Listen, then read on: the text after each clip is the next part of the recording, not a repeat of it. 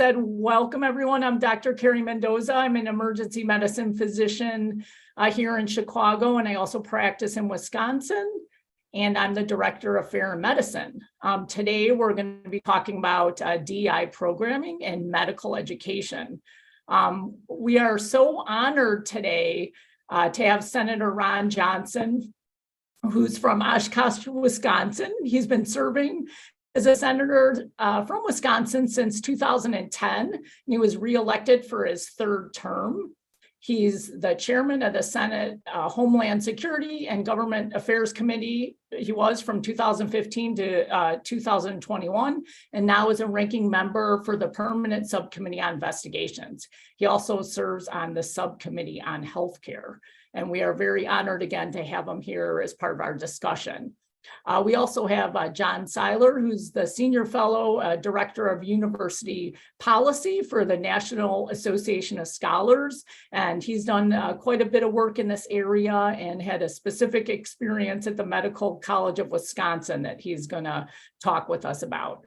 And then we are also very pleased and honored to have Kenny Hsu, who's a very accomplished writer. He's on the FAIR Board of Advisors, as well as the president of Color Us United, which is a nonprofit advocating for race-blind American culture. He has done quite a bit of work in the medical space, specifically at University of North Carolina, and he's gonna speak to us about his accomplishments with changing the DEI culture there for the better. He also has a book coming out in August called School of Woke, and that promises to be very revealing and engaging. So we thank Kenny also for being here.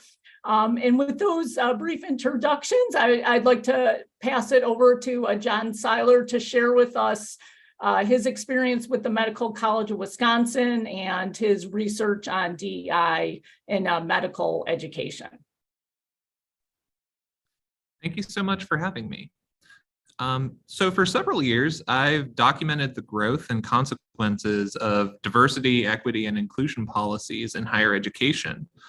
My initial focus wasn't on science or medicine. Rather, I started reporting simply by asking questions, reading university documents, and observing trends. To my surprise, I found that medical and scientific institutions were some of the most enthusiastic about remaking themselves under this broad and often ambiguous notion of diversity, equity, and inclusion, or DEI.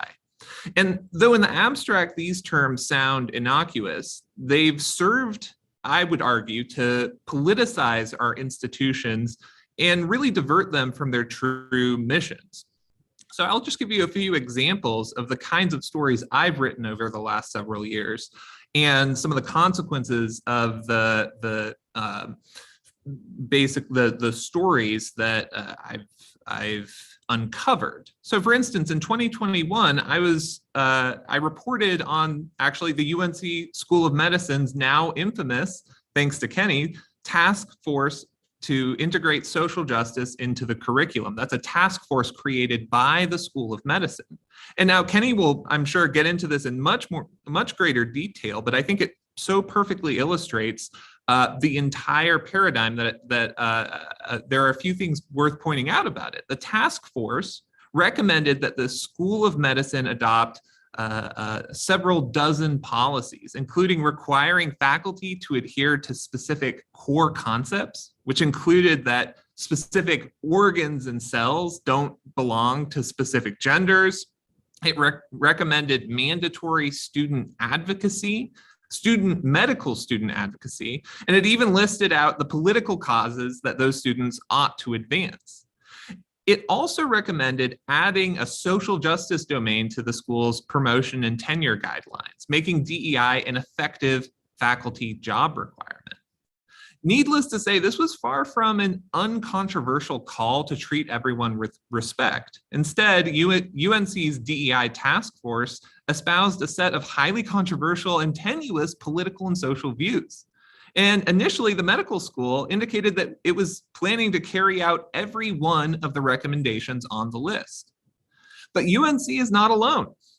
Medical schools across the country have embraced similarly far-reaching DEI policies often encouraged by medical organizations. So, for example, last year I published a draft of the Association of American Medical Colleges DEI competencies, basically a set of standards for teaching DEI in medicine. The competencies call on students to practice allyship when facing such injustices as microaggressions. In fact, they similarly call on faculty to teach how how systems of power, privilege, and oppression inform policies and practices, and how to engage with systems to disrupt oppressive practices. Of course, much hangs on your precise definition of what an oppressive practice might be. Remarkably, when the AAMC released these official guidelines replete with the language of identity politics, the organization's president went so far as to say that DEI, quote, deserves just as much attention from learners and educators at every stage of their careers as the latest scientific breakthroughs. That's a remarkable statement. DEI deserves as much attention from doctors and medical students as the latest scientific breakthroughs. Examples like these abound. Our medical and scientific institutions are deeply, deeply committed to whatever falls under the umbrella of diversity, equity, and inclusion. And increasingly, that commitment is no longer optional for scholars and scientists. Rather, it's required dogma. To give one salient example, a few years ago, Texas Tech University's Department of Biological Sciences passed a resolution promising to heavily weigh faculty job candidates' contributions to DEI in the hiring process. Basically, judge faculty job candidates for how well they contribute to DEI. Through an open records request, I acquired the department's evaluations of candidates for several of the most recent jobs that were listed by the department. On the department's own scoring matrix, contributions to DEI made up more than 1/5 of the total points awarded for a candidate. So that could your contributions to DEI could really make or break you as a candidate for a position in the Department of Biological Sciences. But here's the really disturbing thing. Ultimately, candidates were punished for essentially expressing unorthodox views. And at the same time, they were praised, according to these documents that I acquired, for repeating the tropes of identity politics. One candidate was penalized because he, quote, mentioned that DEI is not an issue because he respects his students and treats them all equally. Expressing a commitment to race neutrality gets you punished according to this paradigm. Another was penalized for showing, quote, poor understanding of the difference between equity and equality, which, as many of you will know, is a pretty consistent trope in sort of progressive identity politics. That trope is almost always used to advance the idea that equality of opportunity is not enough, and there should be equal outcomes enforced, not just, or should be ultimately enforced through policy. Meanwhile, other candidates were praised for including things like land acknowledgements in their talks, or for demonstrating an awareness of unconscious bias or microaggressions. This is not just the initiative, however, of a few enterprising departments. My reporting has shown over and over again that it's increasingly common for scientists to be judged on their commitment to DEI as a basic condition for employment, good standing, and funding. And I can't tell you how many departments have voluntarily chosen to equally weigh teaching, research, and DEI contributions when hiring university faculty in all disciplines, whether it be the humanities or medicine or the sciences. And of course, this brings up huge issues for academic freedom as well as sound science and scholarship. You can't think freely when you're being assessed for your commitment to a social cause, especially one with obviously political connotations like DEI. Moreover, this criterion has nothing to do with whether a candidate is a good doctor or scientist. It really brings up questions about how high quality our science can be when we are prioritizing something that is so independent of whether somebody is competent in their discipline. And this is a very serious matter because Medical science and all fields of science are very important for our, for a variety of things. Most obviously important for people's health in the case of medical science. So in my writing, I haven't shied away from making this point clear. And for this reason, because of my expertise on the topic of DEI in science and in medicine, I was invited by the Wisconsin Association of Scholars to speak at their annual symposium at the Medical College of Wisconsin, along with Wisconsin State Representative David Murphy, and of course, Senator Ron Johnson, who's here with us today. I was delighted to be able to speak at a medical school where my research is no doubt highly relevant. But as word spread about the event, many students and faculty began to object to my presence on campus. Soon, around 1,000 of them signed a petition against the event, specifically citing, well, my presence. The preface to the letter said, quote, "The keynote speaker, John Seiler, has spoken widely against DEI initiatives," adding that as faculty, they are, quote, "in opposition to MCW hosting this pseudo-academic and potentially harmful meeting." Amusingly, the letter acknowledges the importance of free expression, saying, quote, "Certainly the tradition of academic freedom is vital for discourse in our fractured time.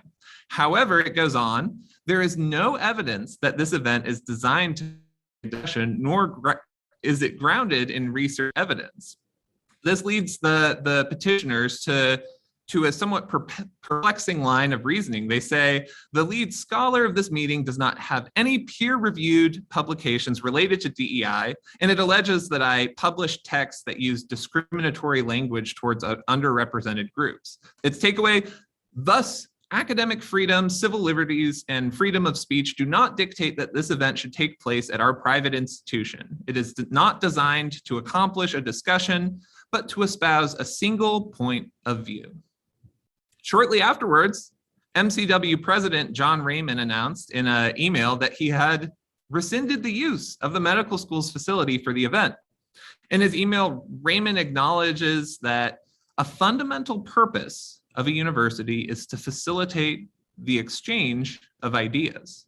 But then he adds, "The exchange of ideas should not disrupt the core functions of a university or jeopardize the safety of our MCW community." And thus he felt the need to keep the event from taking place at MCW. In his email, he goes on to argue that his decision is not due to either the topic or the viewpoints of the speakers. Now, the event moved to a different location. We had a good discussion, though sadly, without the engagement of the medical school, which likely would have benefited greatly from hearing an alternative perspective on this increasingly important topic in higher education and in medicine in general. And I don't think we should actually read too much into either of these letters sent out in protest and then announcing the cancellation of this event. It, simply put, it was a classic heckler's veto by which a small group of people who are upset about the existence of a speaker get to dictate whether that speaker or those speakers can come to an event or speak on campus. But I'd say the episode perfectly illustrates the issues I've highlighted for the last several years.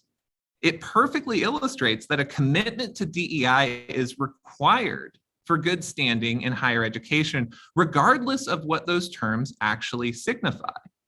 And moreover, it shows that for many, it's hard to even conceive of how someone could think another way about this issue.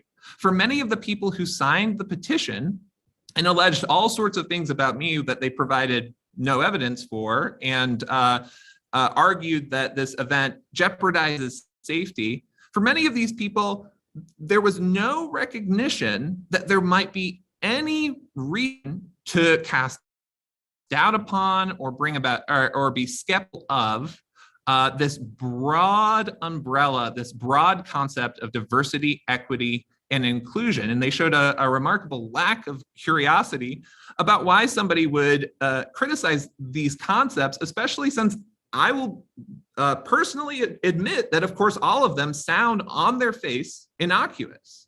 Diversity, equity, inclusion, these terms sound like something that's good. the reaction you should have when you hear that somebody's criticizing policies under the banner of diversity, equity, and inclusion shouldn't be disgust that somebody would criticize a basic value that no reasonable person could disagree with. If you really think no reasonable person could disagree with these terms, then maybe you should it should give you pause that anybody is bringing up these disagreements. That's what a discussion like the one we were intending to have at MCW was supposed to accomplish. But the upshot of all of this is that it's increasingly difficult to even object to DEI now. And that has huge and lasting consequences for the future of the academy, the future of the sciences. And I think that has major downstream ramifications for the entire country. It leads to the spread of divisive and tendentious and tenuous ideas. It creates a lack of seriousness in the sciences. And ultimately, it can be used as a tool for creating and enforcing a blind consensus. That's the reason I wanted to speak at this campus. And that's the reason that the MCW's reaction means all the more that people should question and speak out against this reigning attempt to keep views from being expressed. So with that, I will hand things over. Oh, thank you, John. We appreciate your work so much. Obviously, this topic is so important because, as you pointed out, there's just this rigid thinking. But when you're talking about patient care and learning about diseases, we need to really be teaching students to look at all patients as people we really want to help, regardless of their background, regardless if they're homeless people or have whatever problem. So this thinking, that's this rigid DEI thinking, is really just the opposite of what it means to be a great physician, and also trying to control your environment too. And that way is really the opposite, certainly, of a lot of things that happen in healthcare. So we need that nimble thinking and really looking at people as unique, beautiful people that we want to help. So, it's so disturbing for us as practicing physicians to hear all this. I put in the chat something that came out that was actually from the emergency department at UNC, with a very welcoming title called "Dear White People." And so part of this is that there's this sort of very off-putting culture of blaming people based on immutable characteristics. And that's not the way to build camaraderie in healthcare either. You work as a team. I'm dependent on my nurses, techs, other doctors, paramedics to point things out. So I feel that this movement also it really is painting their colleagues in a very negative light, which is the opposite, again, of functional healthcare. So with that touch point on UNC, I'll pass it over to Kenny Xu, who has done quite a bit of work at UNC, especially through the medical school. So we want to hear more about what he did and the successes there, because we can roll these things back. So I'll turn it over to you, Kenny. Thank you. Thank you, Carrie. Thank you. I'm sure many of us here remember the University of Minnesota and that viral video of the University of Minnesota's Hippocratic Oath ceremony, where they asked their medical students, instead of to recite the Hippocratic Oath, the do no harm oath, to recite an oath that included land acknowledgement of native lands, the history of slave ownership in medicine, the continued racism sparked by the BLM riots of George Floyd, and other political statements in which medical students should never take part in ever for any reason, because we're a medical school and they're a public medical school, and taxpayers fund that medical school to train doctors, not social activists. That was the triggering point for me in getting into this field of medicine. I am the president of Color Us United, and we advocate for a race-blind society with high standards for all.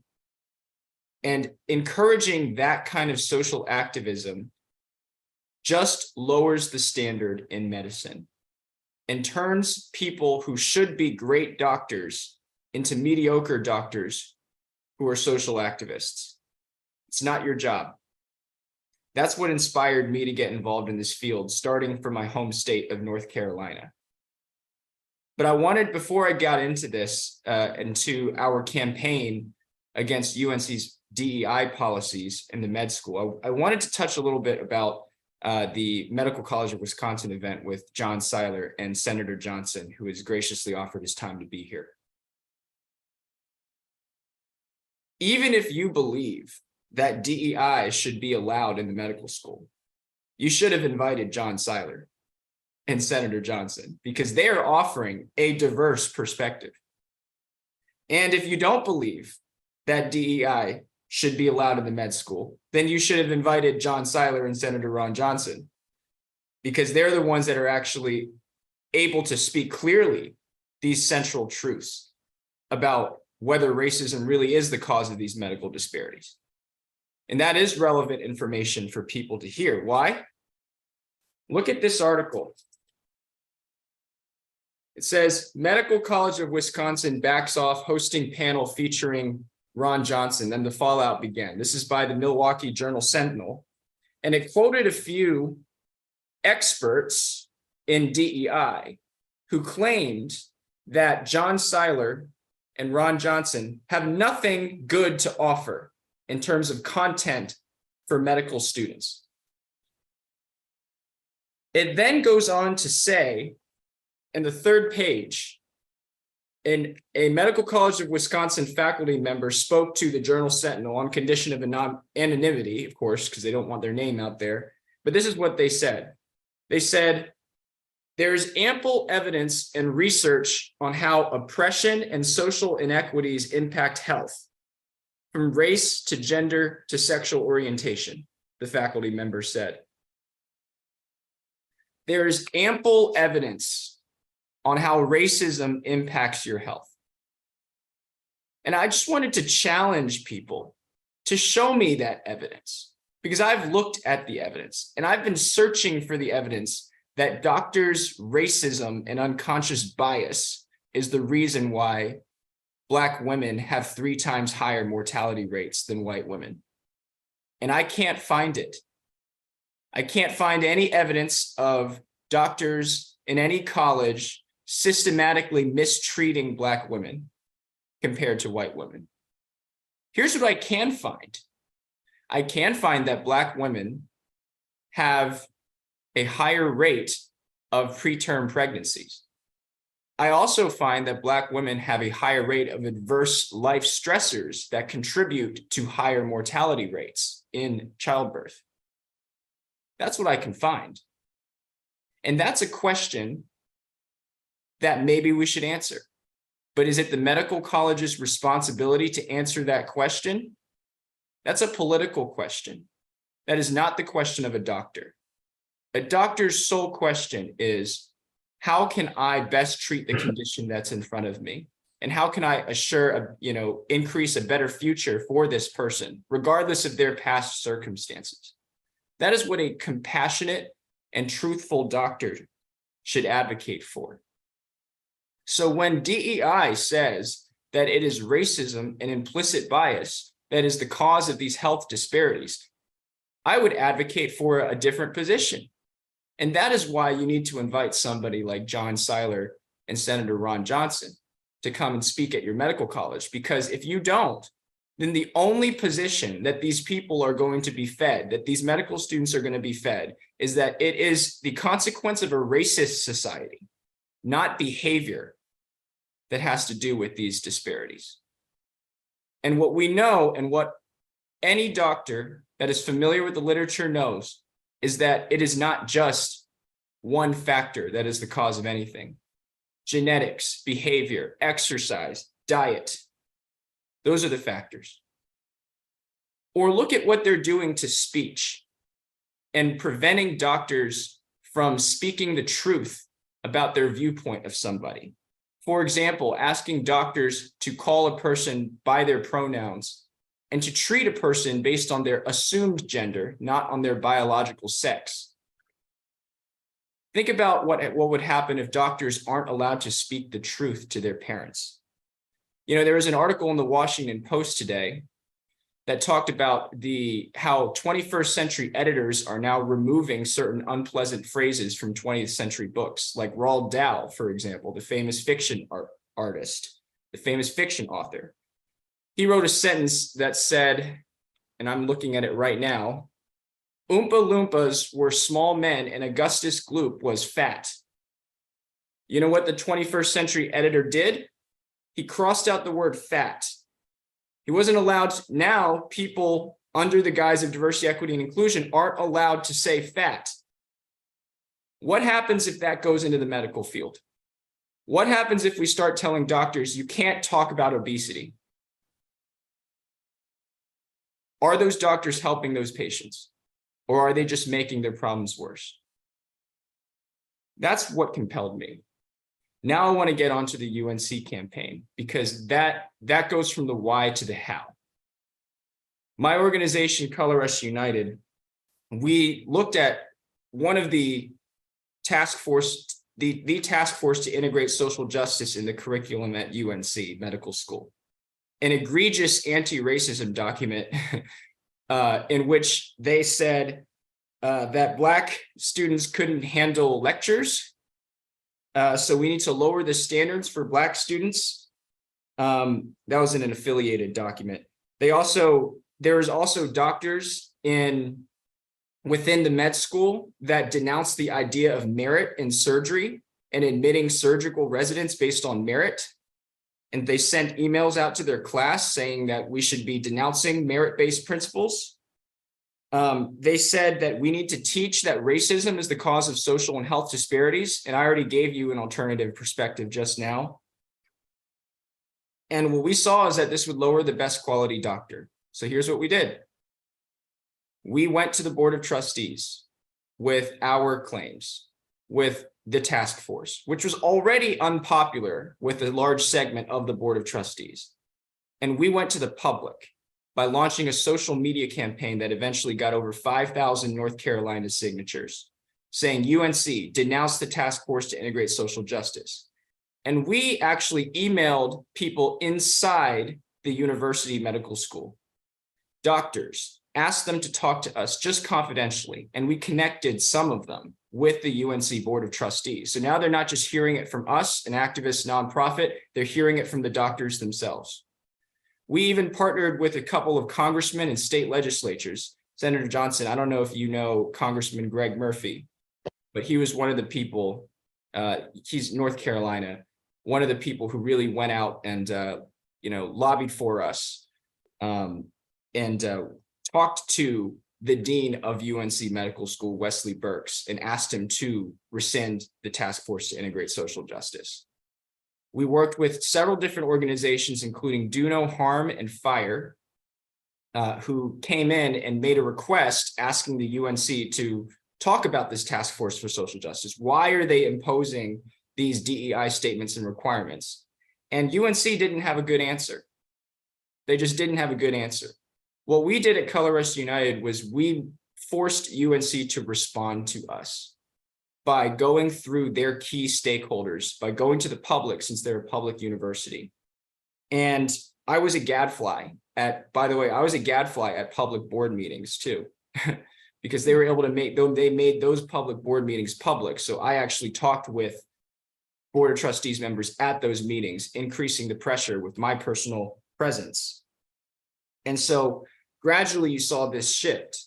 UNC went from, we totally and wholeheartedly support DEI at the med school, to we tepidly and limitedly support DEI at the med school. And then in February of 2023, the Board of Governors at UNC made a decision, which is a critical decision.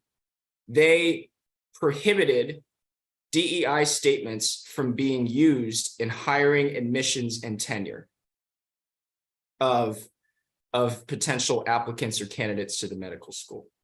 That was February 23rd, 2023. The UNC Board of Governors made that decision, meaning that you can no longer require or solicit DEI statements when asking for people's candidacy to become a doctor at your school or your health center. And we supported that decision. We pushed it out onto media to make it a media precedent, because if a tree falls in the forest and nobody hears it, does it really fall? But we made sure people heard about it. And we continued that charge. And on May 11th of 2023, UNC sent a letter to one of our allied organizations, FIRE, the Foundation for Individual Rights of Education, saying the task force to integrate social justice that you guys are concerned about we are not operationalizing its recommendations. We will not do it in the future. They renounced it. Their DEI framework, it's done. Now, are there still DEI policies at UNC's medical school that we have to clean up? Yes. But now we have the precedent. We have the public statement. And we are going to make an effort to email the employees of UNC Medical School saying, this is the decision your university has made, your medical school has made. It's up to you to let us know if they continue to pursue any of these DEI related policies, including mandatory unconscious bias training, DEI statements, racial preferences in admissions and hiring, or DEI included in your financial incentive package. And we will continue our contacts with those people. But we were able to secure that victory. And I'm really, really excited to announce that to you guys today. We're continuing our campaign to fight DEI in medicine. And I think that what John and Senator Johnson are doing at the Medical College of Wisconsin is amazing. And if Senator Johnson, if you'd like me to help at all, including maybe drafting a list of questions that we could ask the Medical College of Wisconsin about their DEI policies. That was one thing that we did pretty effectively with UNC. We went through a state legislator to force them to respond to our questions. We could draft that list of questions and send it to you as well. But in any case, what I know is this about medical schools and about schools in general, is that fighting DEI in medical colleges, you always have to return to one central message. And that message is, will this or will this not lower the quality of doctors? If we can make the case that DEI lowers the quality of doctors, we have the winning argument, because Americans are very emotionally invested in their doctors, and they have good reason to be, because those are the doctors that they trust with their lives. Thank you. Wow, thank you, Kenny. So impressive, all the hard work you've done, and the results are amazing, because we hear so often that, people are trying to break through and that, they just can't seem to, or there's so much pushback. But I want to turn to Senator Johnson to hear your thoughts on what was presented and what's been going on in Wisconsin Medical College, and what, is happening at the federal level, that we can have some impact here. So thank you again. It's such an honor to have you. Well, thank you, Dr. Mendoza. Let me just pick up on what Kenny Chu just talked about. Quality is really the best argument. I did a follow-up event at Medical College of Wisconsin. They felt pretty sheepish about what happened. I think John Raymond, was just overwhelmed by the reaction pushback. And I think he probably acknowledges he didn't handle it the right way. And so they're trying to make amends. But at that event, I was obviously pushed on DEI, and I said, listen, I have no problem. I think the vast majority of Americans have no problem in diversity. We want equal opportunity. We certainly want to have an inclusive society. So we basically all agree on those goals. And when it comes to medical colleges, as long as excellence is the first cut. I was set up that way because they gave me a presentation on the new Cancer Institute and saying they wanted to create a center of excellence to attract people. So, they just kind of played right into my hands. So you're absolutely right. That is the winning argument. We need to demand excellence. And even above that first bar, there's going to be a spectrum. There's going to be the people at the very top and people just barely, go over that bar, but you have to set that bar, and you have to set that bar extremely high, because we all want the best doctors, the best surgeons giving us medical care. But let me back up a little bit, just in terms of the overall problem here that DEI fits under. If you would have asked me a couple of years ago, what was the greatest threat facing America, I would have answered Admiral Mike Mullen, the former chief of the Joint Chiefs of Staff or chairman of the Joint Chiefs of Staff, saying, is our debt and deficit. It's why I ran in 2010. We were mortgaging our kids' future. But today I would say it's the division in this country. And it's important to understand that this division didn't just happen. The division is being pushed on America. And I would say, I hate to say sound partisan, but it's being pushed on us by the left. The analogy I use is a middle school one. It's like a little girl goes up to Sally and say, hey, Sally, Alice doesn't like you. Completely false, but why does she go up to Alice and say that? Well, because she wants Alice to like her and to hate Sally. And in middle school, it works. It works with adults as well. And we're seeing that. Another example is, as chairman of the Senate Committee on Homeland Security and Governmental Affairs, every year we would have what we call our annual threat hearing. And we would bring in the director of the FBI, counterterrorism. I mean, we'd bring up the top people to talk about the serious threats, cybersecurity, electromagnetic pulse. I mean, all the things, Islamic terror, the real threats facing this nation. And my ranking member, Senator Gary Peters from Michigan, pretty early on this process, when he became ranking member, just wanted to focus on white supremacists. Now, again, I'm no lover of white supremacists. I don't know anybody who is. I mean, we see skinheads. I mean, we know these extremist groups do exist. But I just presented in front of the Fraternal Order of Police this weekend. I asked them, in terms of the problems facing your communities, have any of you ever dealt with a white supremacist? I mean, show of hands. Nobody raised their hand. So I was always puzzled by this. He always wanted me to send letters to the FBI director in terms of what they were doing to combat white supremacists. Now we have a president of the United States that is saying white supremacists is the greatest domestic threat facing this country. It's just a big lie. But it's a lie being pushed on us to drive division and to drive hate. Another quick example. This is political also in nature, but January 6th, I was in the Senate chamber. When they closed the Senate doors, I thought a couple of crazy people had gotten through security and running around. They're just protecting us. And then they 5 minutes later opened up the door and we went back to our offices. I never felt threatened because I didn't see what was happening. Because I made that statement that I never felt threatened, I mean, I was viciously attacked. So I had to keep explaining, this is what happened. And this is the statement I made. I said, one of the reasons I wasn't concerned is I'd gone to Trump rallies. I mingled with the crowds for hours. Okay, I'd have to go there 3 hours ahead of time. I talked to people that went to those Trump rallies, the same people that basically came out here and on the Washington Mall. These are people that obviously love President Trump, but they love America. They love law enforcement. None of them would even think about breaking the law. Okay, so again, I was explaining why I wasn't concerned on January 6th about potential violence. But then I added, now, had it been, for example, the groups representing the 570 riots during the summer, 2,000 law enforcement individuals injured, $1 to $2 billion worth of property, a couple dozen deaths. Had it been, and this is where my mistake was, I said, had it been BLM and Antifa, I might have been a little concerned. That was my pretty innocuous statement. Very accurate, very true. For making that statement for a week and more, I was accused of being a racist. Because obviously I was threatened by people that were associated with BLM. So no, I would have been afraid of the groups that had done about 8,000 protests. About 570 of them had turned into riots that killed people. Okay, but again, I use that as an example. Is this division isn't natural.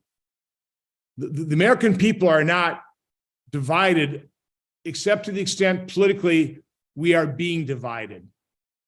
Most Americans, we share the same goal. We want to raise our family in safety and security. We want to raise our family in a country that is safe and secure. We want to raise our family so that our children have opportunities so they can enjoy the prosperity that certainly we've enjoyed in our lives. So on the big issues, Americans, we share the same goals. Why in the world can we be so possibly or horribly divided? It's because the left is pushing hate. And let's face it, the threat of violence, as I guess Dr. Raymond was concerned about, what wasn't coming from conservatives in the Medical College of Wisconsin. It would come from those that have more left-wing views. It's those 1,000 people that all of a sudden just simply couldn't tolerate somebody like Dr. Seiler coming in and talking about diversity, or somebody like Senator Ron Johnson, who pushed back on shutdowns that devastated people, that actually were concerned about the vaccine injuries that are obvious with the COVID vaccine. They couldn't possibly hear those views, or else they might just resort to violence, is apparently what Dr. Raymond was concerned about. But again, that violence, that intolerance, that lack of diversity comes from the left, not from the right. That is just the political reality of the times. The problem we face is that the mainstream media are advocates of the left. It is populated, as our federal health agencies, as our federal law enforcement agencies. These are populated at the top by people that come from the left, that do not hold diverse views, that are not tolerant, that do not believe in free speech. And those of us who do are overwhelmed by the narrative of the mainstream media. So that's what we're up against. I don't like it. I think it's a horrible reality.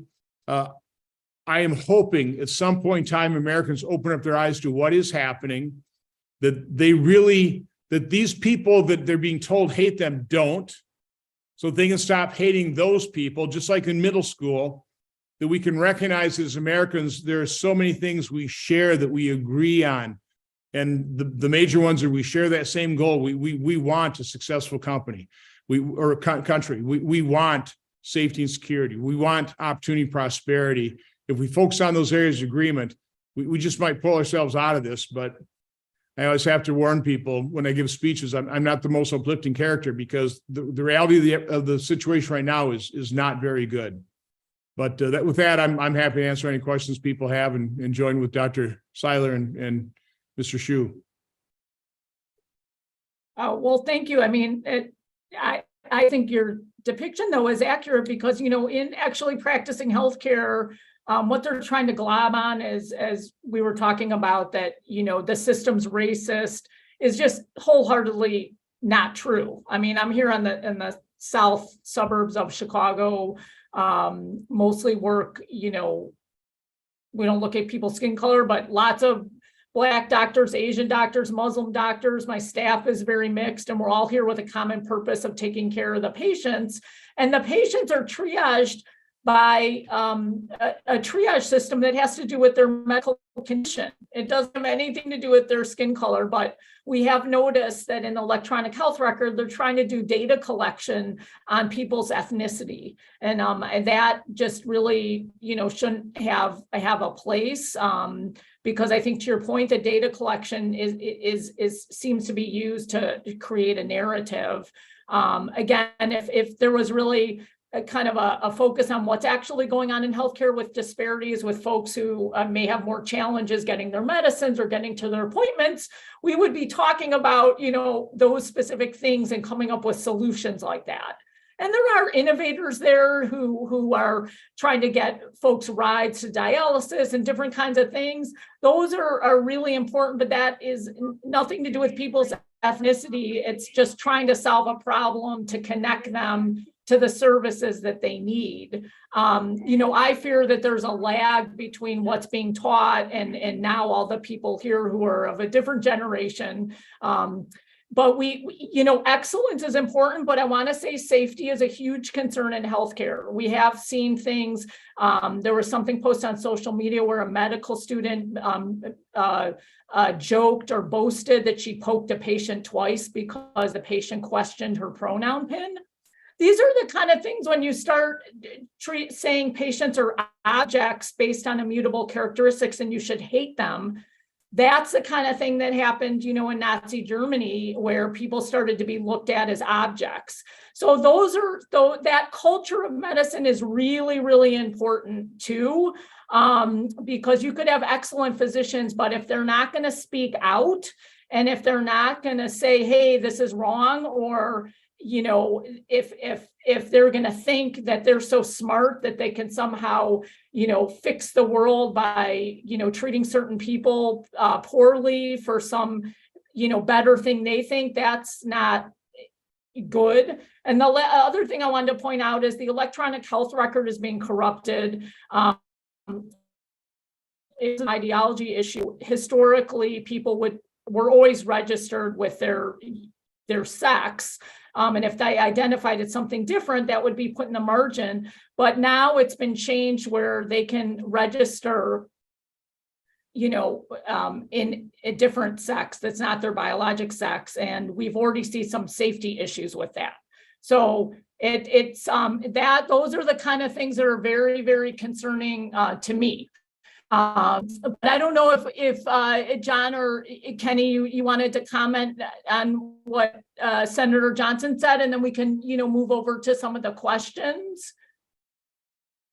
John, I'll throw it to you, since you talked about the medical college in Wisconsin again.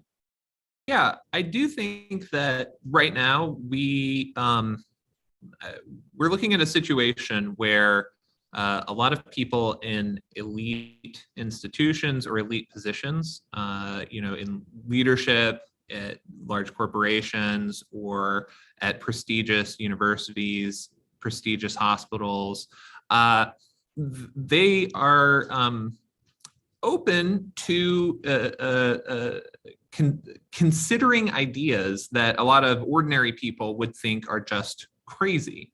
So, for instance, if you look at UC San Francisco's School of Medicine, which is a top NIH funding recipient. That's one of the ways that medical schools are evaluated. If you receive a lot of funding from the NIH, that means that you're a really, really strong institution. And UC San Francisco is one of the top.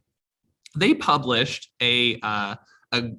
basically a guide to race relations and essentially DEI, where they posit a definition of racism that essentially says that racism is a prioritization of white people over non-white people. So that implicit in this idea of racism is that only people who are white or of European descent maybe can be racist, which is just totally untrue. And you get a lot of this in a lot of different, you know, a lot of different kind of areas of life. You can look at the way that people in elite institutions talk about gender versus what a lot of people, even just 10 years ago, what people almost would have universally thought was true about gender. It's really quite crazy. And you have to ask, how did that happen? And I think I would agree that a lot of this didn't happen organically. A lot of it rather happened, I would say, you know, maybe not as a conscious effort, but rather through the creation of a massive bureaucracy that encourages administrators to push forward ideas about specifically race and gender that are, you know, cutting edge, or that are that feed into a particular view of the world. And I think that that's exactly what we've seen with DEI. And the growth of DEI pretty well matches the growth of a lot of really divisive ideas that I think are actually just on their own merits, not very, both extremely shaky ideas, extremely tenuous, but also extremely damaging. They lead to consequences that are really, really bad. They lead to people allocating COVID treatment on the basis of race, which could lead to people who really need treatment to not get it, or could have at the time when that policy was in place. So this is, you know, these are serious issues with real consequences. And it's not just that it happened organically, like Senator Johnson said. It happened because we have this infrastructure in place, and that should make people very skeptical of what this entire bureaucracy is up to. Yeah, well, Senator, how do we get at the bureaucracy and change it? I mean, I agree with what John's saying. I mean, so much of what we see in the bureaucracy of healthcare seems like a parallel universe to what we need clinically. I think they're part of the fuel of this is the fact that there's cost shifting, and because of the burdens with the aging population and Medicare and with Medicaid, I think anything that is seen as like a new cost center that they could say we're giving value to healthcare, or with the gender ideology as a new revenue stream they just gravitate to. But how do we work to make the bureaucracy more responsive to what our needs really are in healthcare? Well, let me go to the big concepts.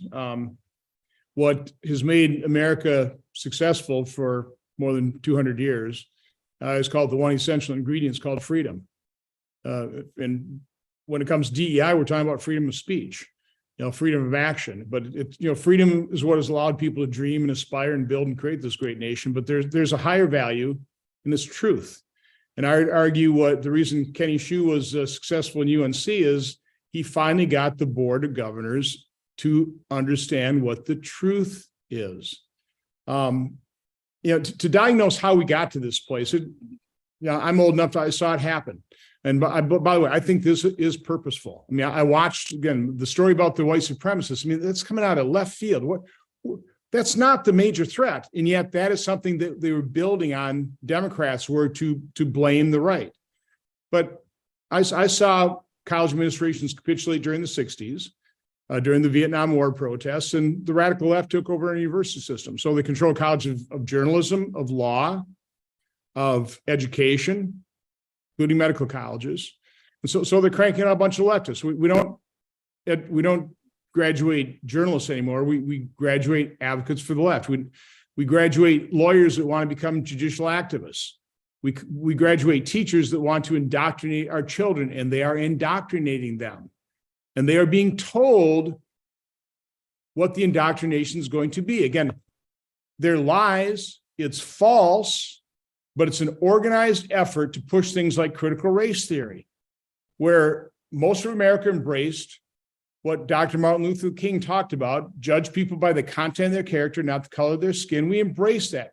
In my lifetime, I've seen discrimination decline dramatically. It's not gone. There'll always be hate, but we've made great strides at reducing discrimination in all forms, squeeze out of society. Why not celebrate that success? Well, we're not being allowed to celebrate that success because there's an organized effort to push hate. And the best way to get people to hate each other is divide people along demographic lines, right? Whether it's race, whether it's gender, whether it's sexual preference, sexual orientation. So I believe this is being engineered. I can't tell you exactly who, what groups, but it's all so effective. It's also universal that I think this is being pushed. So the pushback is literally what Governor Sanders talked about in her response. So, this is crazy. Call it out for what it is. It's crazy. It's false. It's wrong. Here's the truth. But we're up against powerful forces. We certainly saw that in COVID. Mm-hmm. It was obvious we should have treated early, but we weren't allowed to. It was obvious these vaccines, as the VAERS deaths were growing rapidly in the first couple of months, that we ought to look at this. We ought to study it. We ought to use caution. It was obvious, but the American public wasn't made aware of this because of what I always call the COVID cartel. These are powerful people. When you control the media, when you control federal agencies, when you control the funding and the grant money, research colleges are going to do what the Anthony Fauci of the world are going to tell them to do. So we're up against powerful forces when it comes to COVID, powerful forces that at this point, they can't afford to be proven wrong because the body count's way too high. That's just that example. But throughout this, again, this is the effort of the radical left. Go back to Saul Alinsky's Rules for Radicals. They do it time and time again. They use this, but they're pushing hate. They're dividing us. The only thing that'll that'll solve this problem is the truth. Yeah, and thank you for that, Senator Johnson. I totally sympathize, because there was a fellow over here who was treated by the UNC system, and they got the Johnson & Johnson vaccine, and then he even claims that his own wife died because of it, because his wife is unfortunately passed. I'm not sure. I'm not a scientist on that, but So let me give you some facts real quick. Okay, Let me hop in here. The VSAFE system, set up specifically to track vaccine safety. Now, they didn't give enough criteria to fill in. Is literally just, did you have to seek medical care, or did you lose like a day of work or something? Was your daily routine affected? Out of 10 million people signed up for this, 7.7% had to seek medical care. How many medical interventions result in having to go seek medical care? If it's close to 8%, you go, something's not right here. 25% of people either had to stay home from work or school, or had their daily routine impacted to that extent. That's not a safe vaccine. VAERS, we're up over 33,000 deaths worldwide. 25% of those deaths are occurring either the day of vaccination or within 1 or 2 days. Over 1.5 million adverse events. This is unprecedented in terms of reports on the VAERS, and the FDA is trashing their own system that they were touting before they got the emergency use authorization. I could go down this rabbit hole a long time, but it is obvious. And I've met the vaccine injured. These vaccine injuries are real. The vaccine absolutely has killed people. It has permanently disabled them. These vaccine injuries are real. And that was my final plea when I was at the medical college and said, please, last thing I said, please take all vaccine injuries seriously. Research them, help these people. They deserve at least that. They've been gaslit way too long. Yeah, well, I think that, the whole COVID topic, I know it's not our main focus of this, but, I also, being an emergency medicine physician, was on the front line at the beginning. So I know the whole truth, exactly what happened, who was sick, what was going on, the whole thing in Wisconsin and here, which we'll talk about separately and all, but I had just never seen it. It was a perfect example of, I was like, why are they talking about all these things? That's not what's happening here in the emergency department. Why are the schools being closed? Why it was so divergent from how we ever handled anything. In a lot of other, serious issues, again, more people are killed from gunshots wounds in Chicago on the weekend, young people, than were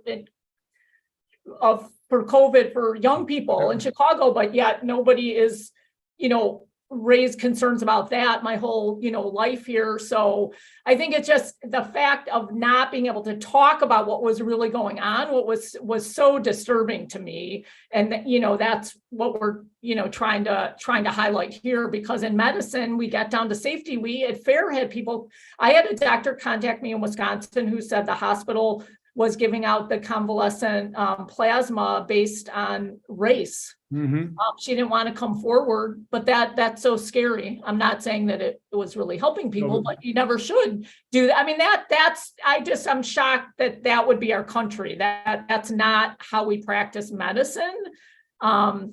So let me go ahead. There was an agenda, okay?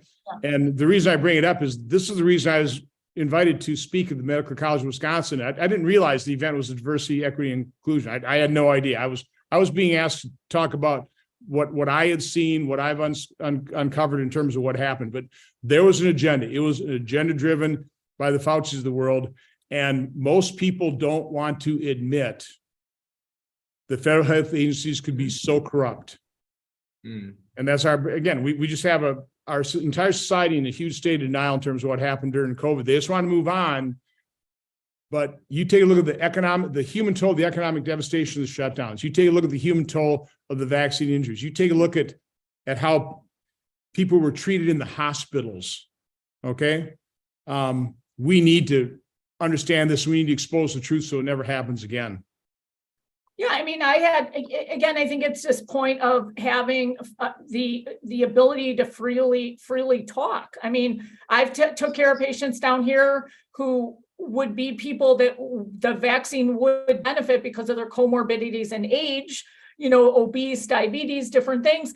But because of the legacy, say like with Tuskegee, they're like, well, I don't trust anything. I'm not going to get it. And then I'd be up in Kenosha. Someone would come in, very far along. It didn't get vaccinated, again, comorbidities, but didn't take the vaccine for reasons because they just felt like there was no nuance, that there was a lack of trust. The people that it was appropriate for, which is normally how we have medical conversations, where it was just such a disservice. And then people— It's because we told them masks weren't required, then all of a sudden you need to wear 3 of them.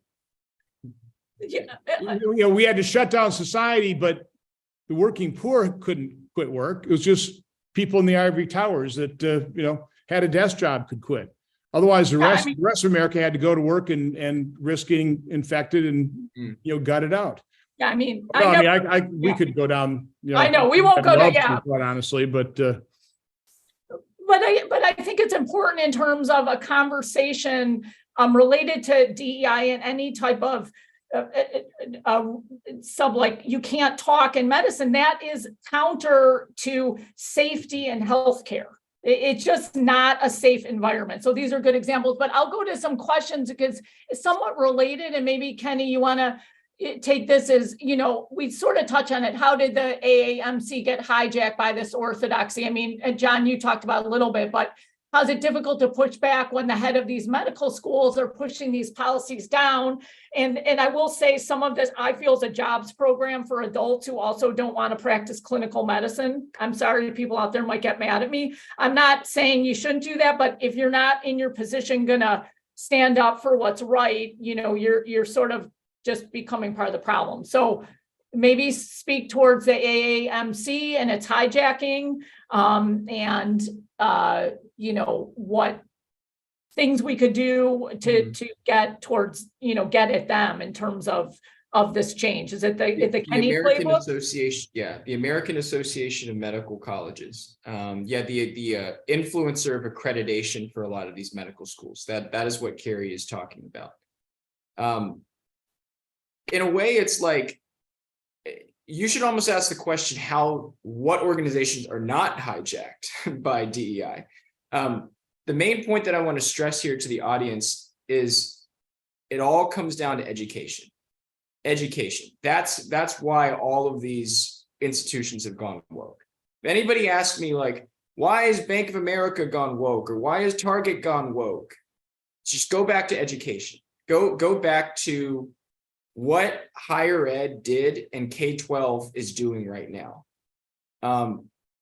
Look at the education schools that started teaching their teachers back in the 1960s and 70s, Paulo Freire's Pedagogy of the Oppressed, where the purpose of a teacher is to divide people into privileged and oppressed groups.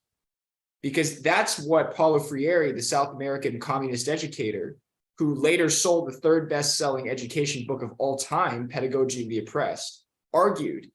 He said, if you want to inspire a kid to learn, you have to teach them about their place in society. And what he meant is you're part of the proletariat, striving against an oppressive bourgeoisie. So DEI is just an extension of critical race theory, or critical theory, which is just an extension of what is being taught in the education schools from the 1970s. I mean, if you want to know the full story, this is what my new book, this is the manuscript for it, hasn't come out yet, but it's called School of Woke. It'll be out August 1st, and you can pre-order it now, Amazon, Barnes & Noble, wherever books are sold. So that's the question you should ask. Of course, these institutions are going to get corrupted because higher education, a lot of ambitious, striving Americans want to go into higher education. Higher education pushes these CRT ideas on these kids, and then they go out into their jobs, and then they become woke. Can I add a little bit to that? Sure. 'Cause I would also say that when you look at academic disciplines that have really embraced far-reaching DEI policies that are truly harmful in a lot of ways, that I would at least argue. Often what you find is that it correlates pretty closely with how many administrators are associated with that discipline. So, some disciplines, they don't have very robust professional organizations. That's not true of medicine. Medicine has far more administrators than any other discipline. Given its nature, you're talking about hospitals. You have to have, and legitimately, there are good reasons to have really heavy-handed accreditors. And what that means is that you have a really robustly staffed organization like the AAMC, in addition to the American Medical Association, in addition to all of the really robustly staffed, discipline and field-specific organizations. Administrators have a lot of time on their hands, and they have the ability to dictate policy, and they also are legitimately an easier target for social activism. If you're a professor of physics and a social activist comes to you and says you should spend more time focusing on DEI than the discipline that you've devoted your life to, you'll probably say no. If you're a medical doctor and an activist, a full-time medical practitioner, and an activist comes and tells you that, you'll probably say no too. I actually don't think that medical doctors want to spend an inordinate amount of their time focusing on DEI rather than focusing on the work that they've devoted their lives to doing. But administrators, that's an easier thing to do from the start. And I think also I would say that in addition to education, which Kenny points as a kind of a root cause of a lot of this stuff, I would also say that the structure of highly bureaucratic organizations tends to lend itself to this kind of thinking. These are managerial institutions, and it goes along with kind of the nature of the managerial class to want to classify things, to want to be able to control everything down to say the exact demographic makeup of an organization or the exact way that people interact with one another. And if that requires administrators to lead sessions teaching you about how if you say something in a slightly wrong way, then you're a racist and you need to change what you say and say it in a slightly different way, then that's all the better for a group of people who are employed to do pretty much exactly that kind of thing. So I would say, it's important to look at how these administrative organizations exercise power. And so the second part of that question is, why hasn't there been any pushback? Often it just comes down to what are the incentives? And there's really just no incentive for AAMC members to push back. There are pretty much all costs and very few benefits to doing that. Just like until recently, there were only costs for the UNC School of Medicine administrators to say anything to do anything besides to capitulate to activists. You have to change those costs and benefits. And I would say, I'm happy that we have a lawmaker on this webinar.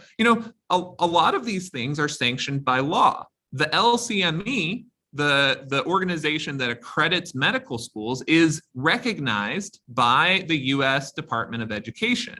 That recognition, I'm sure, could change if and could certainly be made conditional upon certain things. I'm not exactly sure how you would do that, but it's much easier exercise to create constraints in public organizations. And I think to the extent that these organizations have kind of ways that state legislatures or even the federal government can change the incentives, I think that that's how we need to be thinking more and more. Yeah, just real quickly, the Medical College of Wisconsin has 1,500 students.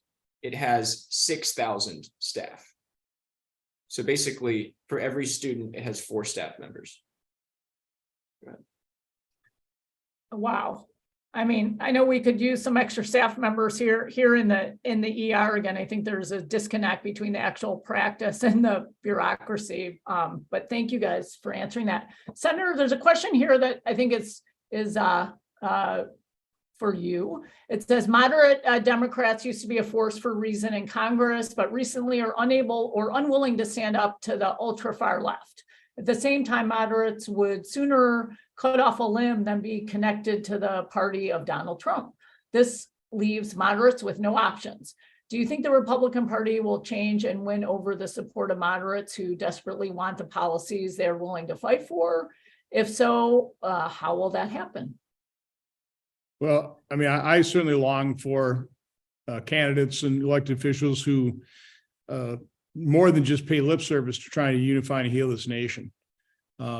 I think it's quite interesting that Robert F. Kennedy in his announcement, his 2-hour announcement event there, talked about healing this country. He's giving some pretty interesting podcast talking about in detail about all kinds of subjects, not afraid of talking about anything. Listen, our politics are very divided right now, and unfortunately, in elections, divisiveness seems to work better than unification. And certainly here in Washington, D.C., everybody's in their corners. Everything, what we accomplish, the big things are generally along partisan lines. There's all kinds of things we do get done. For example, I was the champion of right to try. That passed the Senate unanimously. That piece of legislation actually is saving people's lives, so that's a good thing. But when it comes to the major issues, debt and deficits, we're a world apart. Now, one thing that we are quite bipartisan in is in mortgaging our kids' future. So when you're begging for bipartisanship, be careful what you're asking for, because that is one thing Washington, D.C. is very good at doing within the uniparty and bipartisan fashion, is just spend a lot of money that we don't have. And that's still, divisiveness right now, I think, is the biggest problem facing this nation, but the debt deficit is not going away. Yeah, that's been a tough one my whole life, but thank you. Yeah, I mean, part of what FAIR was born from, this, real desire to bring people together too and have conversations across, different beliefs. So thank you for saying that, and again for being here. Let's see, we've got another question. This I think falls into the, sort of, why is DEI bad? Show me the proof. Someone says, is there research that has looked at the quality of care that is given by people who believe DEI principles and people who believe in merit? I don't want to read into her question, but kind of that, like, well, where is the evidence here that this might be causing harm, or is there evidence it's helping? So I don't know, Kenny or John, you want to take that? I think that you can. I mean, no, there are no studies out there that say the people who believe in DEI have X worse outcome. I mean, it's pretty hard to even measure that. The best studies that I can point to are, if you just look at the direct evidence of UNC's medical curriculum, now that, before we came on the scene, 1/8 of their curriculum was devoted to studying a topic called health and human disparities. And that required people to study DEI, so racism in society. So when 1/8 of your curriculum is tied to studying things that are irrelevant from the point of scientific medical consensus, then that is 1/8 of your education that we are paying for that is going to waste. So I think that that's one piece of evidence you can use. You can also talk about when you have mandatory unconscious bias trainings, which is another DEI principle, and the onerous nature of them that it puts on doctors. You have to sit in front of a computer and basically, read prompts about racism and everything like that. And the lack of inspiration that people feel after that, I think, is another example that you can use. Yeah. John, you want to say something? Yeah, I'm not sure that we are going to see a direct correlation between people learning about DEI or adopting certain beliefs about race and their ability, like their decreased ability to function as doctors. I'm not sure if that's how it works. I will say that when you devote a lot of your curriculum to something that is other than how to operate as someone, as a medical doctor, and when you change the standards for admissions, or you change the standards for who qualifies as faculty at a medical school, I think that that's something that is absolutely pushed by DEI advocates. Then you will see a decrease in quality, capacity of your students. You will see professors who might be very, very good at talking about DEI, but maybe a little less good at teaching, or a little less good at their academic discipline. And that's the kind of thing that, I think we can establish does happen. And so to the extent that that happens, I think, it's not so much a matter of studying how particular ideas affect the way that people function in practice, but rather it's looking at what are the admission standards? What are the standards of excellence? And are they being decreased? And if you are throwing out traditional standards of excellence in favor of what is effectively social activism, then I think we can make a pretty pragmatic argument that that's going to have downstream effects. And that's one of the big things that I think we're warning about. And by the way, just to chime in, I will say the Medical College of Wisconsin says that their DEI program does not impact quality at all. And in fact, they believe it enhances it. And I think it's pretty hard to push back that, a diverse group of people aren't, better group of people. So you can't really prove it, but it isn't just a matter of if they drop standards, they have dropped standards. And I've heard time and time again, people on admission boards just being handed a stack of envelopes to evaluate candidates and say, well, these three we're just going to let in. And you can imagine who those three are without any evaluation whatsoever. So I think, haven't they dropped, and I'm not an expert in this, but haven't they dropped certain types of testing for graduate school? And I mean, they have watered down standards. And that, to me, that's just obvious evidence that standards have been relaxed and quality is going to decline. Yeah, the AMC changed the requirements for step 1 medical licensing exams from graded to pass-fail, which means that people will not get ranks anymore in terms of where they stand with regards to their exams. And of course, that was made to admit more Black doctors. But the problem is they're admitting more Black doctors at the expense of lowering standards. I have no problem with admitting Black doctors. I have a problem with lowering your standards to admit Black doctors. And that is what is happening at med school. And I think the other place is just within residencies, and are they lowering standards in competitive residencies and spots filled, and then that trickles down to safety events, quality, in the hospital and clinics. This is also mandated patient experience scores. I think there's ways to sort of look at, again, some of these regulatory things and try and work them towards, flanking more about, quality and safety. So those things are reported in the hospital, but again, there is a lag between training. And then of course there's the, plaintiff's bar, medical malpractice is still a thing. Certain states have caps. That ultimate, sort of guardrail too when you get out. So again, it's a call to doctors who are working now to speak out when they see things. So somewhat related question, a little strand on this topic is, someone writes, I agree with the speakers regarding the loss of standards in the name of DEI for the medical profession. I know this is occurring at UW School of Medicine.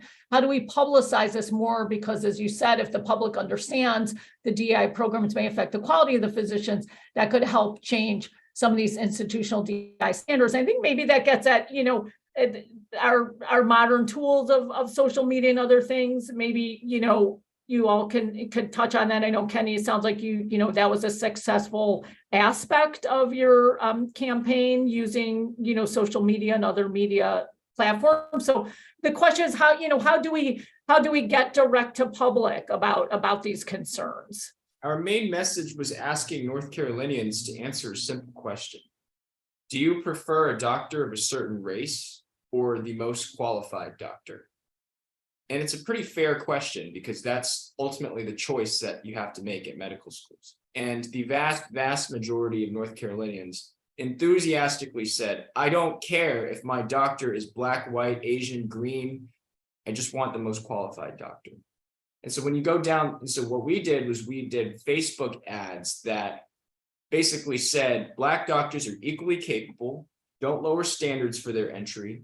We even brought a guest speaker who came from Cameroon, who basically came from nothing and graduated from Harvard Medical School to, explain why excellence should trump diversity every time.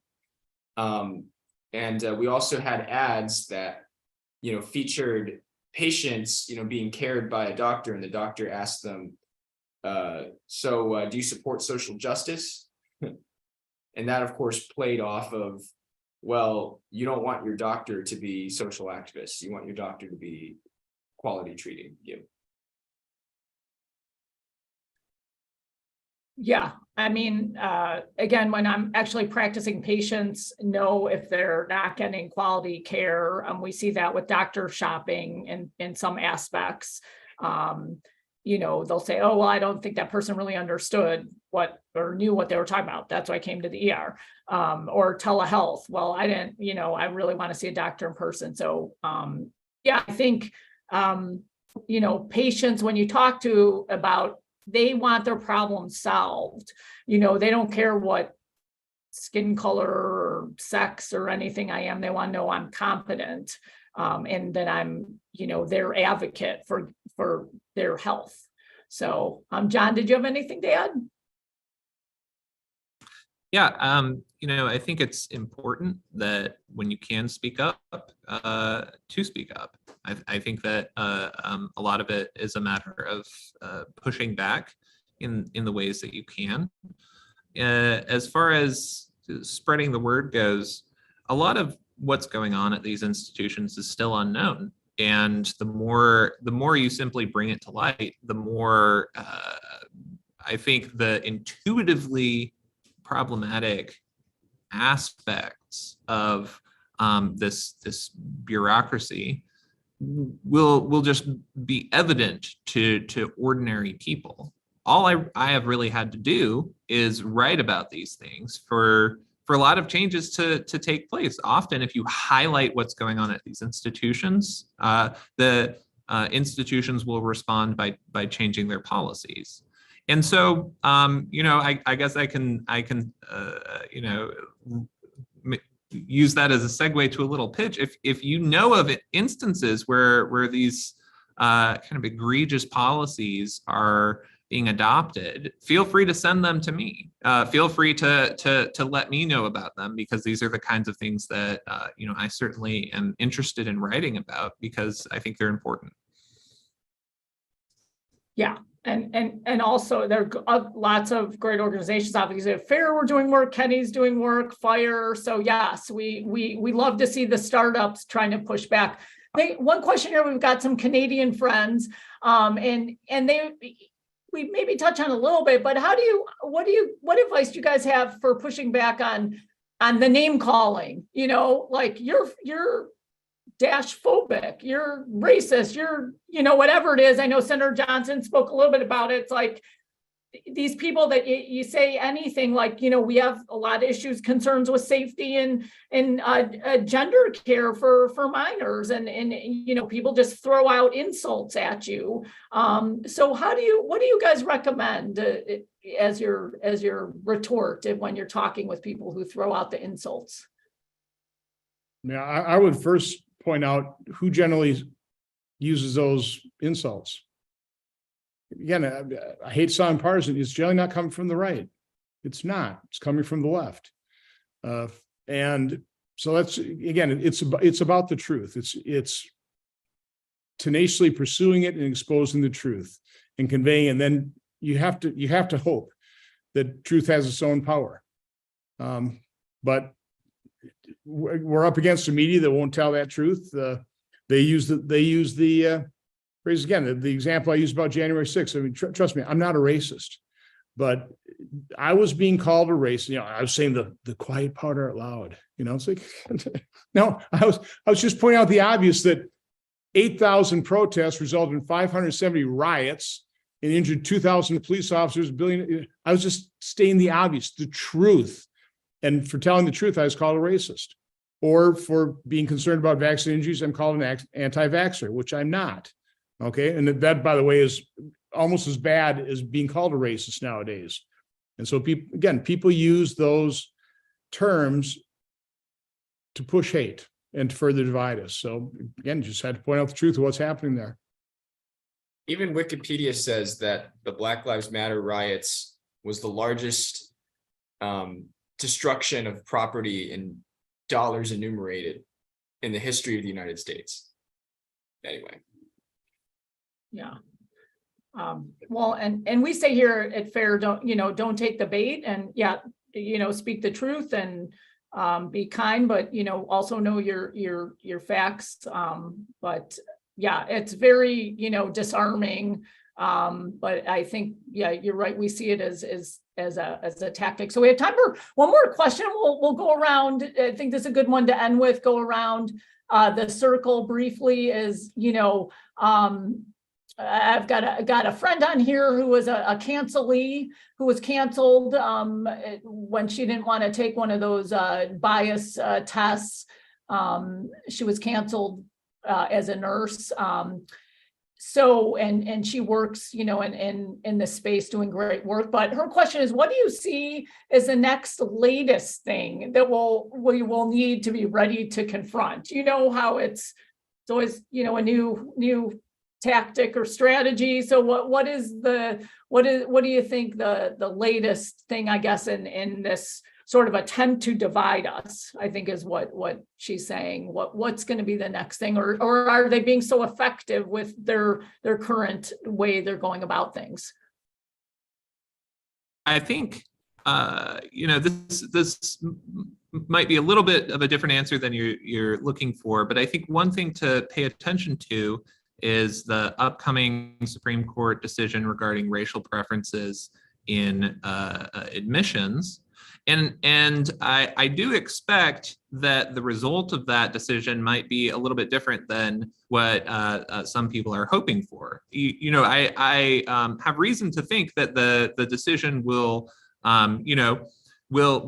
put an end to racial preferences. But if that happens, I expect universities to actually double down on their attempts to push DEI in all facets of their institutions.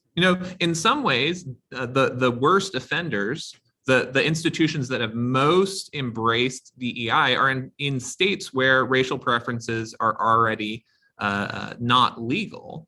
And the reason that DEI is so prominent there is precisely because it functions as racial preferences by another means. So I imagine that if there is a decision to end racial preferences, we might see a lot of institutions saying this means we need to all the more embrace DEI. And that as far as what's next, I think that it's in a way more of the same, but in response to that likely Supreme Court decision. Okay. We just have a brief minute, but Kenny, I'll give it to you, and then Senator Johnson, we'll have you close us out with your thoughts after Kenny. Well, thank you guys for having me, and this has been a great event. I've thoroughly enjoyed it. The concise answer is look out for institutions to start hiding data. That's what they're going to start doing. Because once you go after what the conservatives, our strategy has been with some public success is to reveal public documents through FOIA and to sort of expose them. And then it obviously, because the stuff that they're preaching is so radical and bad, makes it unpopular, and then it generates a social media frenzy, and then they have to revise that policy.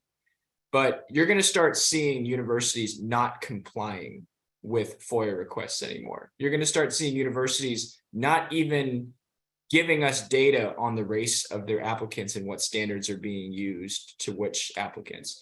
You're going to see universities that will just say, we don't have the data on results of surgeries, even though you actually are required to provide the STS, Society of Thoracic Surgeons, your mortality rate in your surgery clinics. You're going to start seeing universities just stop providing that data. It's just going to be massive non-compliance with data-driven principles. And I think that's where we have to strike. We have to devise a strategy to get around that. Wow. Okay. And then Senator Johnson, you want to close it out with what you think might be next?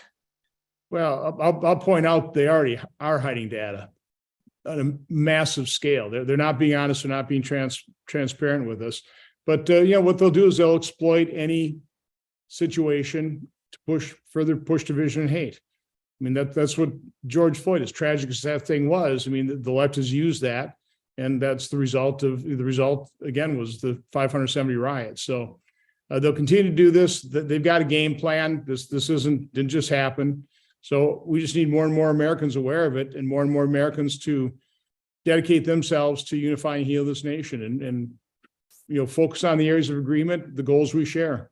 We have to fix this. This nation, again, house divided cannot stand. And that was true back with Lincoln. It's true today. Wow, that was great words and thoughts to end with. I mean, that's what we're trying to do here with FAIR, and I just so appreciate you all taking your time. Senator Johnson, John and Kenny. We didn't get to all the questions. We will try to email responses if we can. Just a quick plug for a couple FAIR events. We have an event with Braver Angels tomorrow, and then on June 20th, I'm having a webinar with the whistleblower, Jamie Reed, from the Children's Hospital Transgender Clinic in St. Louis, and her lawyer to talk about the ideology and the safety concerns there. But we here at FAIR really want everyone to talk so we can not be divided. And with that, I will say good afternoon. I appreciate everyone across the web and here on Zoom listening. And again, thank you, Senator John and Kenny. Thank you. My pleasure. Take care. Bye. Okay, take care. Take care.